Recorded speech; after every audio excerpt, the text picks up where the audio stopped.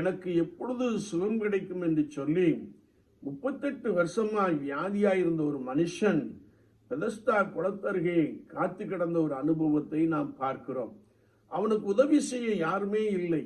ஆனால் தேவதூதன் வந்து அந்த தண்ணீரை கலக்குகின்ற பொழுது அநேகர் முந்தி இறங்கி சுகத்தை பெற்று கடந்து சென்றார்கள்.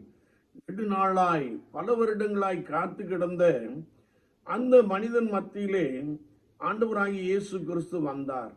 நான் உனக்கு என்ன செய்ய வேண்டும் என்று கேட்டார்.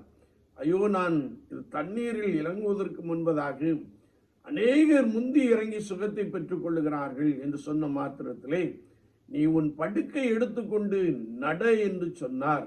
அவன் படுக்கை எடுத்துக்கொண்டு சுகம் பெற்று நடந்து சென்றான். என்னை கேட்டுக்கொண்டு இருக்கிற என் அன்பு சகோதரனே, சகோதரியே, நீ நெடுநாளாய் காத்திருக்கிற ஒரு நபராய்